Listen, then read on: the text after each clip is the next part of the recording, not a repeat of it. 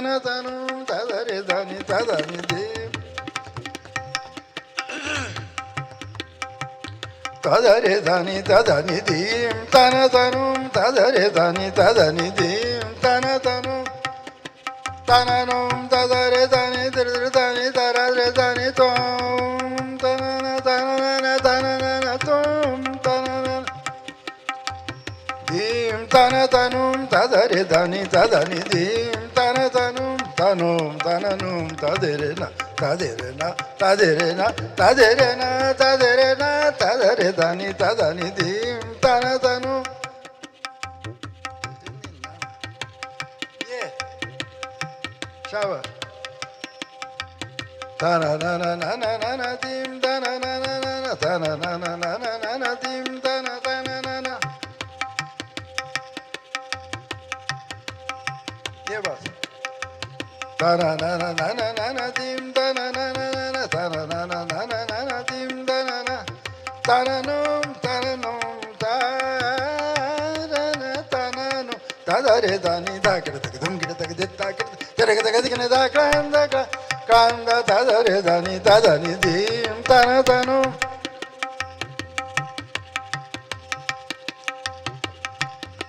क्या बात tananum tadare dani dir dani tadare dim tanana tanana tanana tom tanana tanana tom tanana tom tanana tom tanana tom ni ba ma pa ga ma ni dani zani sa ni ba ga ma re sa re sa ni sa ma pa ga ma ni dani sa re sa ni sa ni dani sa ni sa tanana tom tanana tom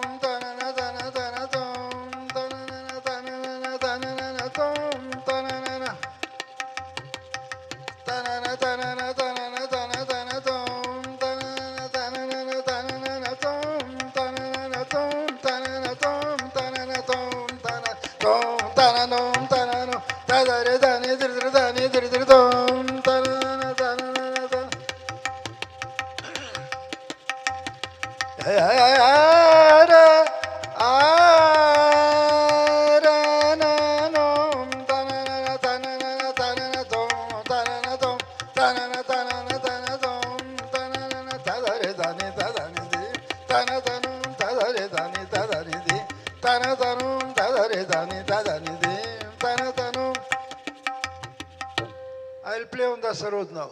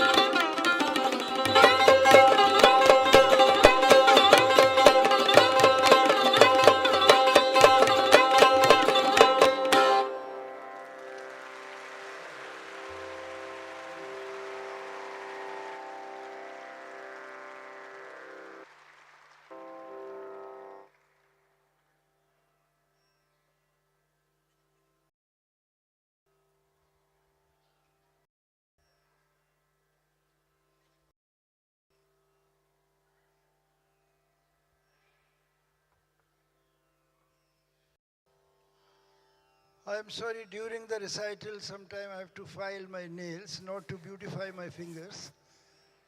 But this is a necessity because cello is played with fingertip, violin with fingertip, sitar with fingertip. But if I play sarod with fingertip, it will sound like this.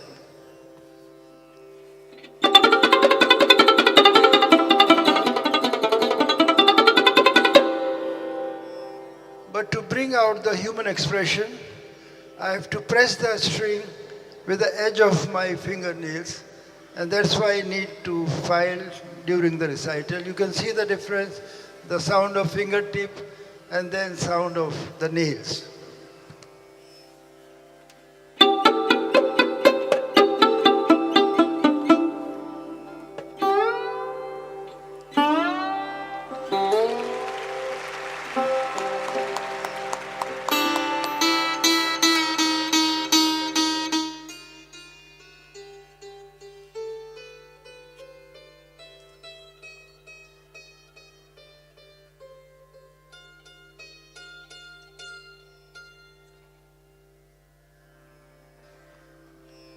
So this is the traditional music of 13th century and 15th century.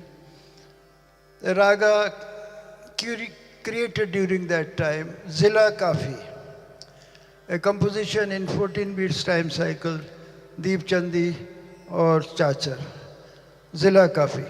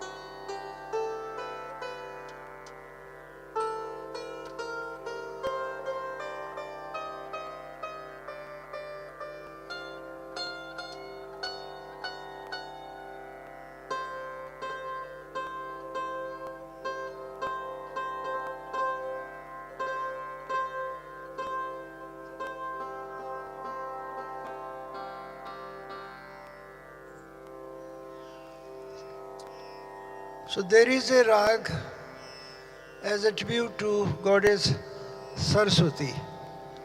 So I'll play a composition, rag Saraswati, followed by Basant. So this is Basant Utsav, and with Basant I will conclude the recital. Just short pieces of Saraswati and then Basant. Thank you very much, very kind of you.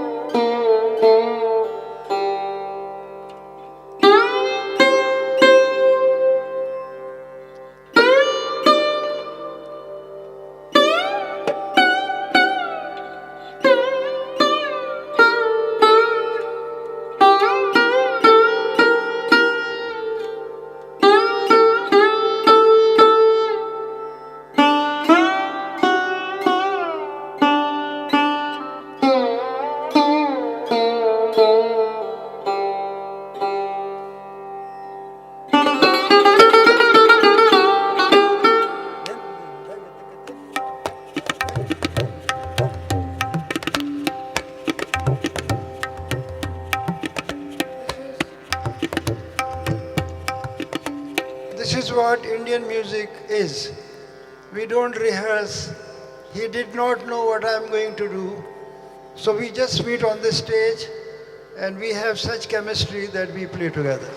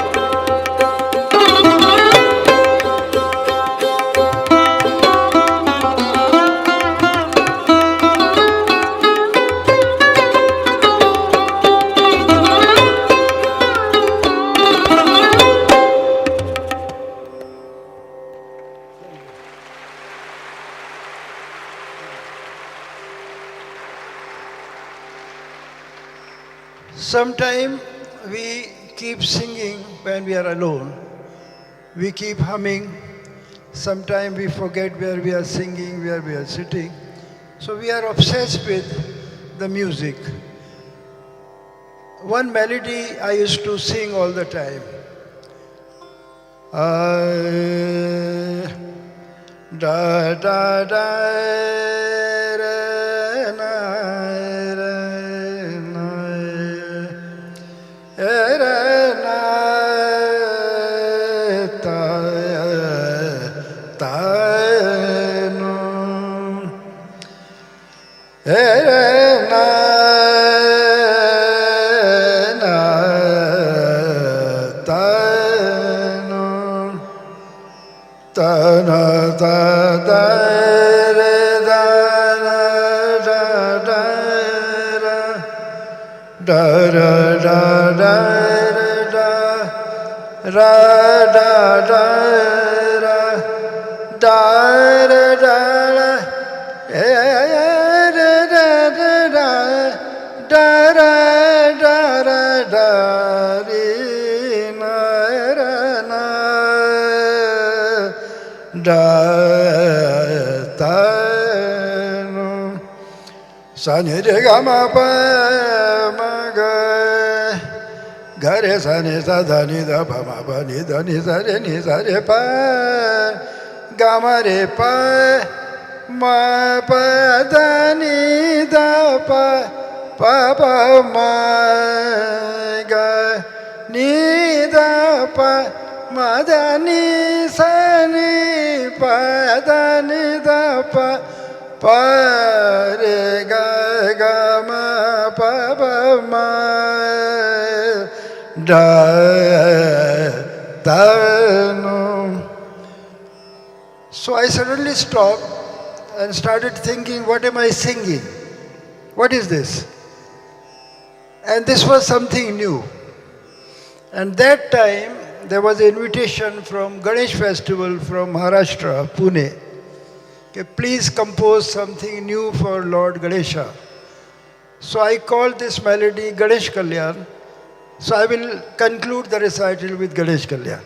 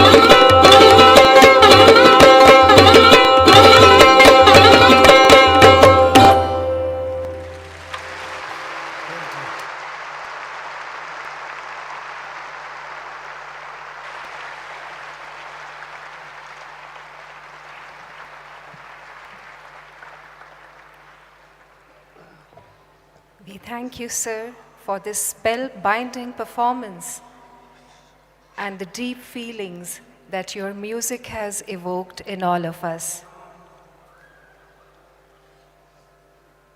I now request Daaji to please felicitate Ustad Amjad Ali Khan Sahib and Pandit Ram Kumar Mishra ji.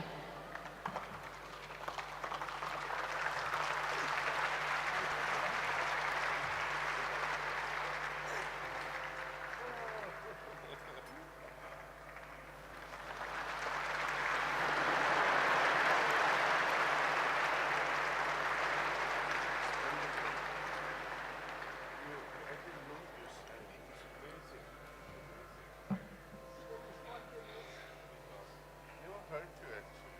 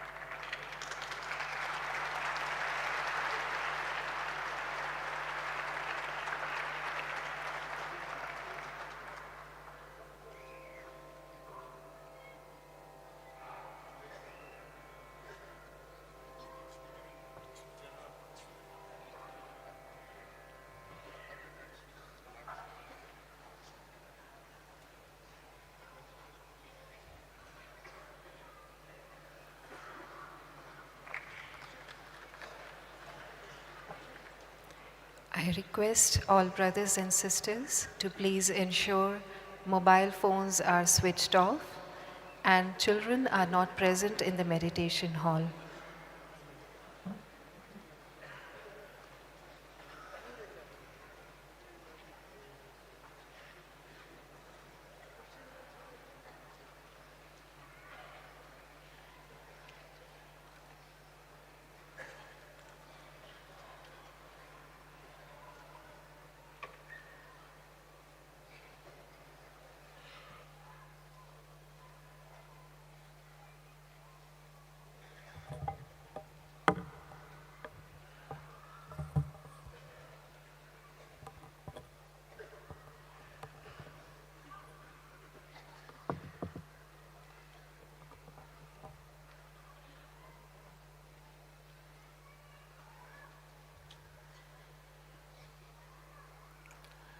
What an evening, splendid performance, transporting us to a different level of awareness, and that's what music is. Yesterday, Sister Kausiki Chakraborty asked a question about how she gets transported into a different level during the music recitals. Same thing happened. And we are fortunate to have such a legend amongst us. It's a rare opportunity, very rare opportunity.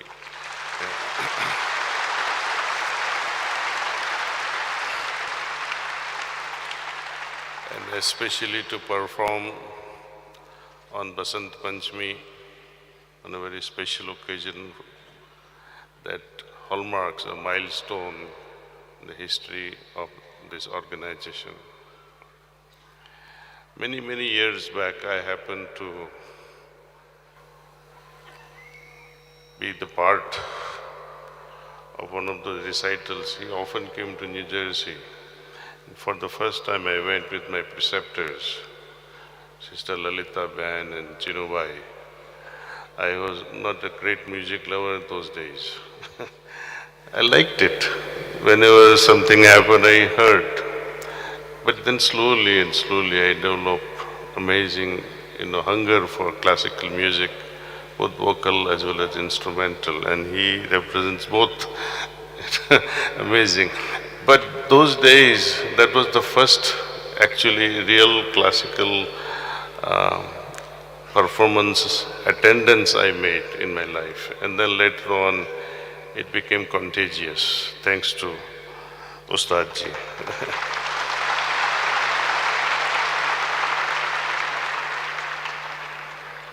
Anyway, without any further ado, we'll meditate now, and Ustadji will ask a question, and we'll try and see if we can answer some. Thank you. Let's all now meditate on the presence of that supreme light in the heart. Thank you.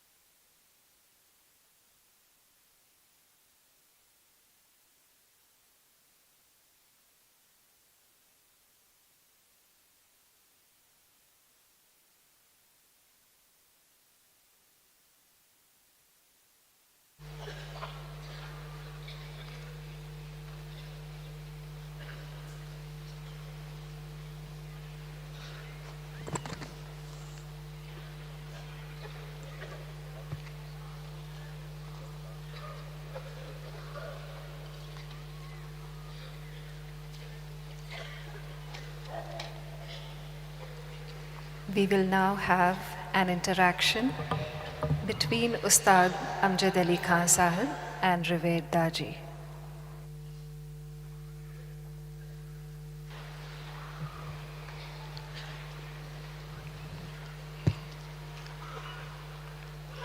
आदरणीय दारजी,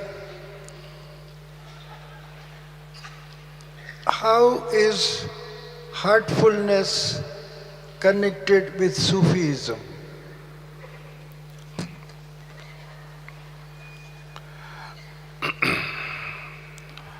Sufism has two fundamental principles.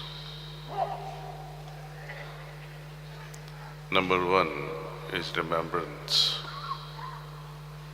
All the time you are in remembrance of the Maker.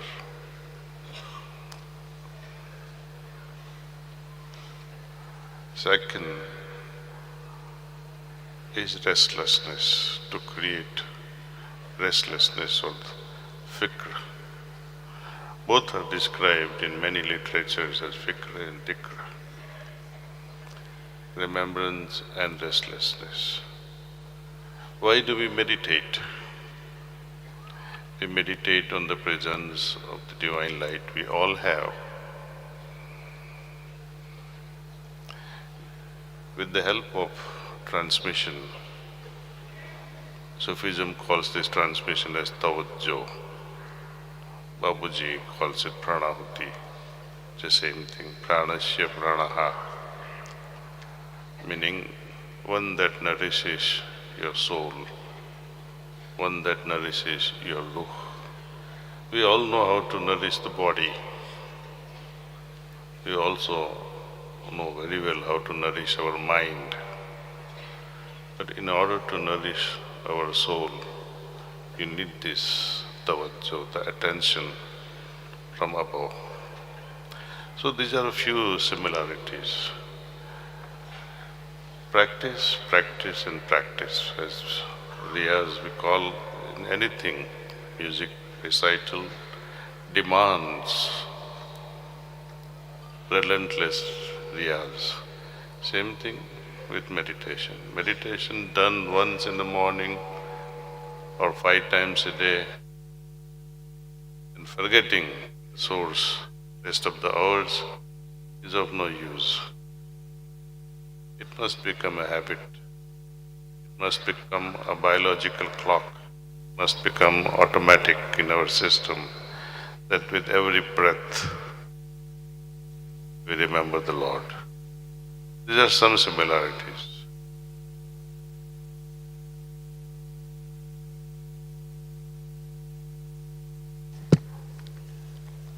Has music ever helped you increase your bhakti to God? Yes. I started practicing meditation in 1976. Then I was 19 years, 20 years age, just transcending into. Since I started, those days we used to enjoy filmy music. And whenever Mohammed Rafi Saab or Lata Mangeshkar or they used to have these love songs. And those love songs, I would connect it with God, with the Master. For example, there is one song, Dil mein tujhe bitha ke, kar lungi teri puja.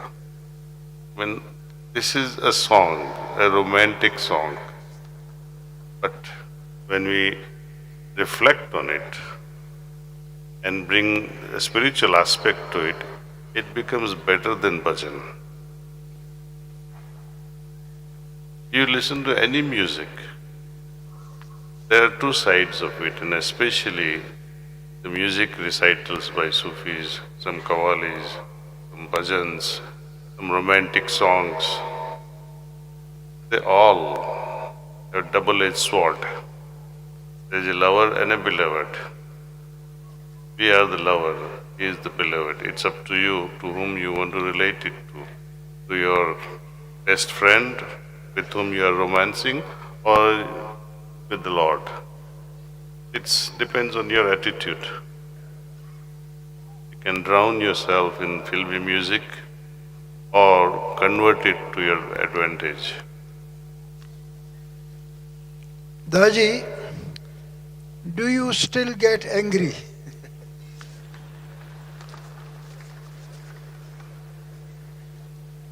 I feel sad actually. Instead of getting angry, I feel pity. Even though I feel like getting angry, it just doesn't happen. I get irritated to some extent, but I don't remember getting so angry to lose my head. It has not happened. Do you suffer from emotions and how do you deal with it? Well, emotions will always be there. We are all human beings with hearts. Whenever I receive emails from our satsangis because of hardship, for example, sometimes they write, "My son is beating me up," meaning son is beating up the father. What to do? Your heart cries out. And is there a solution? Can I say that stay away from your son or get some two people and finish him off? Sisters writing, my husband demands favors, unnatural sexual habits. Your heart cries out. She had just delivered a child in a hospital. She comes home and he demands, "I want sex." This breaks your heart and loses confidence in humanity. At home also, whenever mother or children or sons, they get sick, there is no easy solution, then you take a little deep and say, "Oh, something is wrong. What to do?" We do as best as we can. And things we cannot do, we offer prayers. May Allah Mia solve the problem. Rest, you don't worry. So emotions are there, but transfer it. Leave it to God and say, "God, I try my best, but you must try your best first. And then if you cannot solve it, leave it to Him."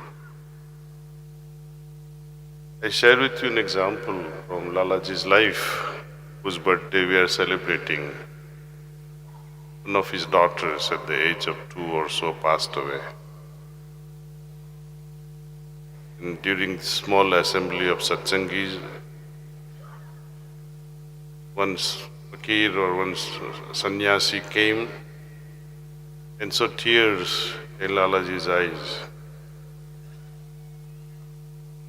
So sannyasi was mocking Lalaji Sahab. Said, "You, a saint, how can you be crying on the death of just a little child?" Lalaji didn't say anything at that moment. And after a brief gap of time, he got up from his position, collected some dry leaves and walked on it. That made a lot of noise. You know what sort of noise it makes. Lalaji said, even dead leaves makes noise when they are hurt. I'm a human being with a heart. How can I not cry on passing of my daughter? My heart is not of stone.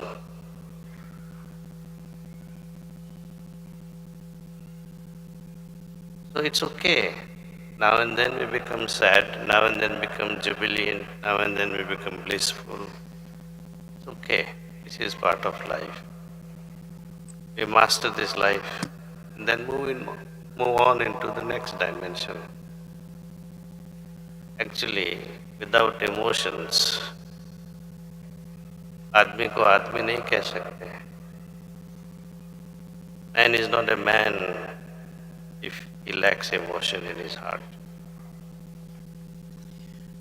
Two more questions, humble questions.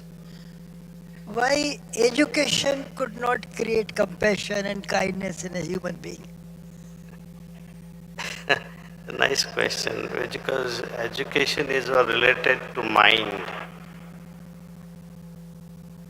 As I was saying, education is related to mind. Compassion, kindness, empathy, these are the qualities that belongs to heart. Someone has to work on the heart. What prevents us from expressing our compassion? It is not that we are not compassionate. Every human being is compassionate. But we have formed unfortunate conditioning. I share with you one example. One scientist did an experiment on how we respond to various situations. He selected followers of Sikhism. One was a Jewish gentleman, another was Islam, Muslim, and some other, if I remember right, it was someone from Africa. So there were 4 or 5 human types from different background. They were put differently at different times into the tunnel, into this MRI machine, functional MRI machine, where they were probed into to measure the response from the brain. They were trying to measure the response of a person. Suppose when you are lying down in that functional MRI machine and you are a Jewish person, in front there will be a video within that MRI machine where you can see torturing of Sikh or a torturing of some animal or torturing of a Jewish person and torturing of a Muslim. The highest emotional response was when a Jew was tortured and there was a Jewish person in the tunnel. Likewise, the highest response of emotion was when a Muslim person witnessed the torturing of another Muslim. But the same amount of response was not there when a Sikh or a Jew person was being tortured. We all have compassion, but we have selective compassion. It has not become universal. And it cannot become universal as long as this separation remains within us. Tribal, we are still tribal, we are still leading a life of forest competition. We must rise above, and that's what our seminar was all about. From 21st to 23rd European seminar, where we talked about how we move from mundane animalistic or human life to humane life full of compassion and kindness, and then if possible a life of divine farishta-like life. Sacrifice the life of divinity. Compassion, kindness is humane life where we become humanized. Violence, aggression, that belongs to animal kingdom, human kingdom. And all this can slowly happen by changing the heart. As the heart becomes purer and purer, simpler and simpler, where you begin to witness godly presence, the light which dwells in our heart also dwells in other beings. not just human, in every being, in every particle, every nook and corner is saturated with that light. Even when we touch a chair, even when we lift up this water flask, we touch it with love. Why not other human beings? So this we perceive, this need arises, we are sensitized from our heart that I can no longer tolerate such discrepancies of my heart. Through practice it becomes possible. The last question.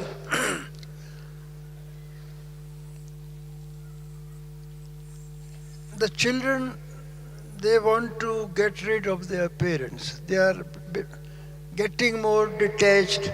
They want to be disconnected with their parents. And most of the children, when they grow up, they don't want to look after the parents. They send them to an old home. So I feel very sad. Once I went into depression, seeing this kind of detachment, because I served my guru, my father, till his last time. I am the only classical musician who didn't go to Bombay.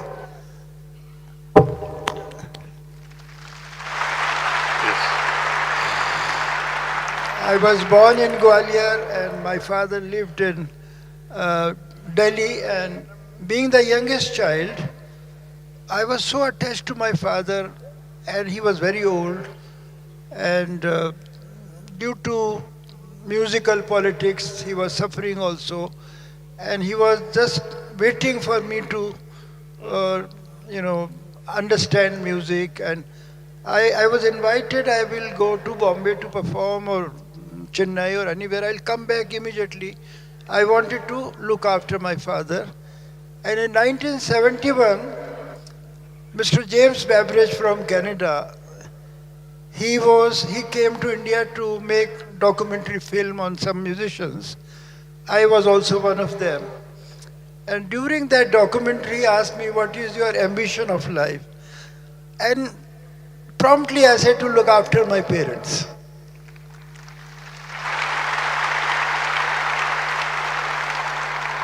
Why it is happening? Why the young people are trying to detach themselves from their parents, from their guru? I know they have become very selfish. I'm sorry to use this word. But I would like your Roshni, your light. I wish I had an easy solution. And जब कभी भी आपको इसका solution मिल जाए मुझे दे देना साहब. इसके बारे में हमने एक किताब लिखी है, Wisdom Bridge. It started with, in 2012, the idea emerged in 2012 to write a book on family life, raising children, role of parents and grandparents and other friends in the community. One of our friends' daughter came to visit. Then I was in Chennai, in Madras. I asked her, "Bete, kab shaadi karoge?" She was by then already 26, 27, something like that. I said, "It's high time you should get married." Then she said, "Uncle, I will get married and I'm 32, 33, like that." I said, "Good." Then I asked her the next question, "Whom do you like the most in your family?" She said, "My grandmother." Then promptly I asked her another question.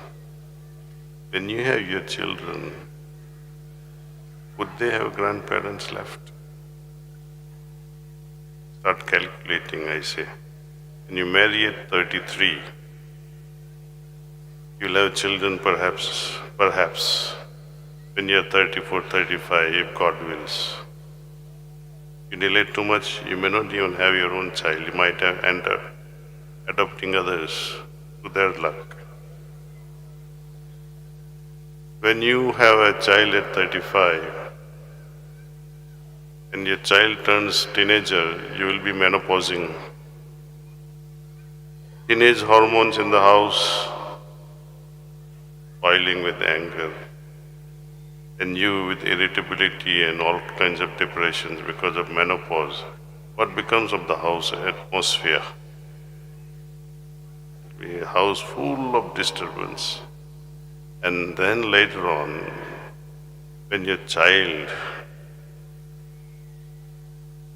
needs some comfort and there are no grandparents, who will solve that problem? The grandparents are very, very important in one's life. You are saying that they don't want to live with parents. Forget about grandparents now. Another example I was sharing with her was that in the absence of grandparents, this wisdom that they transfer, unspoken wisdom, how to sit properly, how to eat, how to speak, all those behavioral things, they don't learn. Be you a family from Jainism or Sikh or Muslim or Hindu, doesn't matter. Some rituals we transfer to children. They end up learning those disciplines. That disciplines their mind. Purpose is only one, God realization. Disciplines are various, that's okay, and we respect them all. I was sharing the example of Amazonian forest, where most of the youngsters are moving away from the forest into bigger cities. Villages are left behind only by the old people. And old people carry the knowledge with their fathers, their grandparents, their great-grandparents transferred to them. In the absence of youngsters in a village, how can they transfer that knowledge? Impossible. So, I think humanity overall is heading towards extreme shock. What is not passed on from one generation to next generation will be completely lost. It will be clueless. And certain things are there which you cannot learn from Google, cannot learn from internet. From Google and internet, if anyone has learned any good thing, I doubt it. A lot of bad things they are learning. Their private rooms have become their own enemies. Nowadays, people say, oh, the outside world is very bad. I cannot send my daughter outside after 9 o'clock. I agree. But then there are more dangers lurking in her own private rooms. You don't know what she's doing in the room. Surfing, meeting all kinds of people. And when we give so much of freedom, the basic moral foundation is destroyed. They become very selfish. They become very arrogant. And when you tell them not to do things, you become their enemies. There's another reason why they want to run away from families. Extreme selfishness. Moreover, adults also are to be blamed to a certain extent. We end up buying them all kinds of fancy things, even before they ask for it. You tell them, please, better don't use phones. But we all use phones, keep it under the pillow and go to sleep. How are you going to convince them not to use the phone? If adults begin to somehow display a lifestyle which is pure and simple, I was saying pakiz and sadgi, purity and simplicity. When they do this worship together, be it bhajan kirtan or be it namaz or be it meditation together in a house, it creates an atmosphere. which they learn. If they go outside, even for a day, they say, oh, I'm missing that atmosphere, let me go back home. I can do this worship with my parents, with my brothers and sisters. So to me, what can bind a family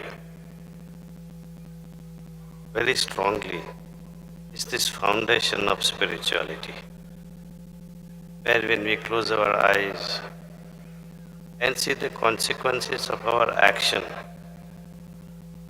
before we act, then you will perhaps stop doing what you were going to do.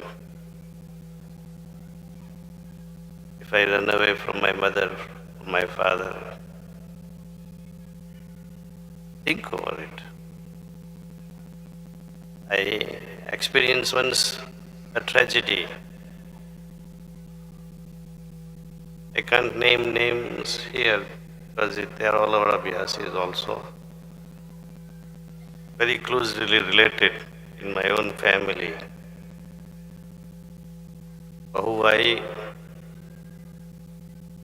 2 दिन के बाद बोली कि उनके घर में मैं नहीं रहूंगी। तो बेटे क्या हो गया? I can live with my husband, but I will not live with his parents. ऐसे इसमें बुरा क्या है रहना? तेरे को खाना नहीं बनाना पड़ेगा, तो शांति से तो रहेगी। No, no, but I want to enjoy life. And why did you get married? You could have had a half dozen boyfriends. So this is the mindset. And this is not just today. Sometime in 1948, our master, Guruji, he wrote a letter to one Abhyasi. The main problem of a new daughter-in-law coming into a house is from both sides. अपनापन. जब तक अपनापन नहीं होता है, she will live like a guest in the house. मजा नहीं है. तो अपनापन establish करना है from both sides. This is my daughter-in-law, not just daughter. This is my daughter. And daughter-in-law has to understand this is my new family. I must cherish this family. I must love this family. If she cannot do it, please don't think of marriage. Stay bachelor and fool around instead of destroying somebody else's family.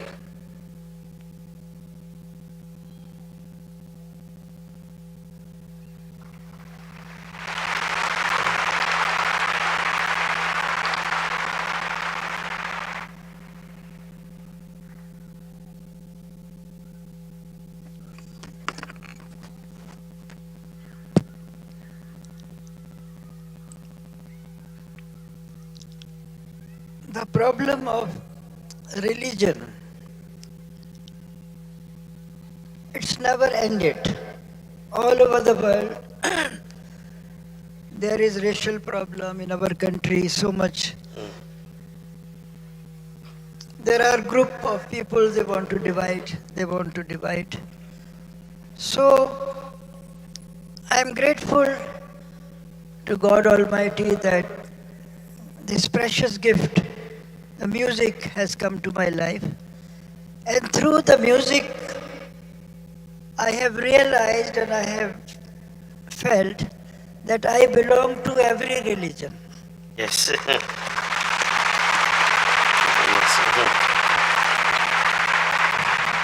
My audience come from every religion, and in our country we say Swar hi Ishwar hai.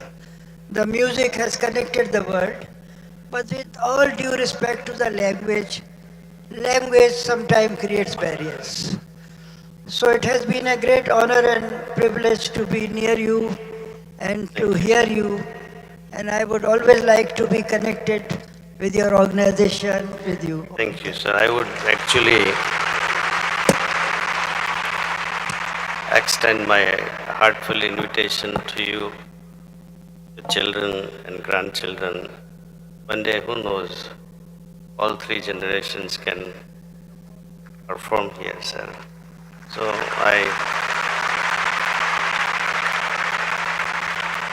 I tell you one beautiful thing my Guruji told. When we recite La ilaha illallah Muhammadur Rasulullah, what is the meaning of it? If you translate it into Sanskrit, it is the first sloka of Rig Veda. That God is one, He is the only one. Whether you call, like bread, one day someone asked me, like, how do you convince the people? If you translate Gita into Urdu and Quran into Sanskrit, you'll find difficulty in understanding and in differentiating whether this is from Hinduism or this is from Islam. Another thing, in India we call, in Gujarat, rotli or rotla. Same bread, elsewhere is called differently. English we call bread. Naan, roti, कुछ भी बोल दो. Same thing is with God. Our languages are different. So we give different names, and because of the different names, we keep fighting. But it's the same entity.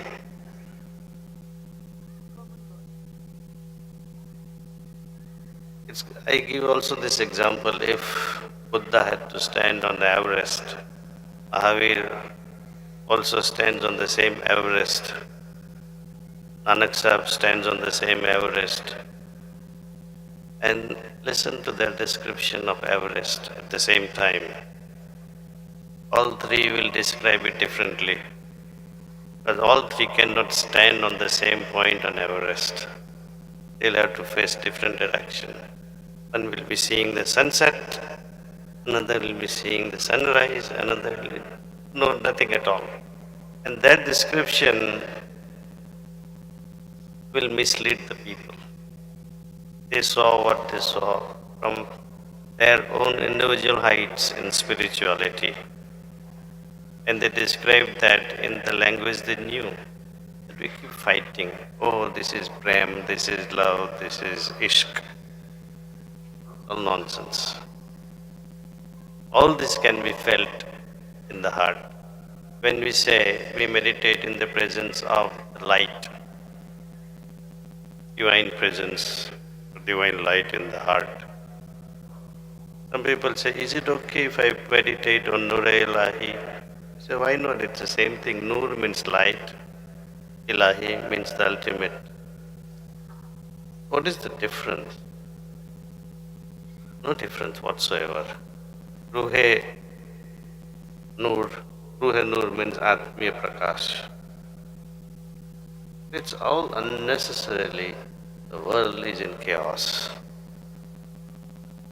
Problem with Hinduism is one. In Vedic times there were no temples. No, not even one. Because the people then, they were so pure and humble and simple. They could experience that ultimate presence in everything. In the sky, in the akash, in waters, in the mountains, in the trees, in animals, in others. So there was no need to build anything specific. God has created all this anyway. So they worship mountains, the rivers. But now, they worship mountains and rivers without knowing why. And even though you may know why, then God is everywhere, but nobody feels the presence. So the belief has come in the way of most of Hindus. Problems with monotheistic religions like Islam, Christianity, Judaism. They think nobody is better than us. If you are not a Muslim, you are somebody else, chop him off.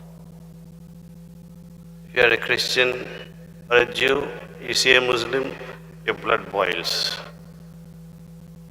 So these are problems related to ignorant masses.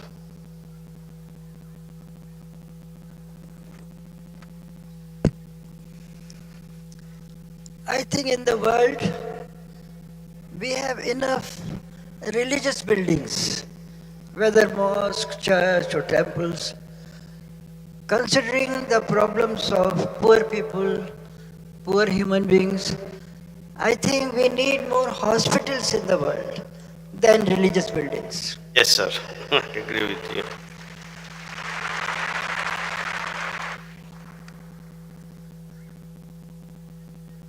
Thank you all, and you have a wonderful evening. And it's such a pleasure to have Ustad Amjad Ali Khan. I hope many opportunities will be there to be together and listen to him. Thank you.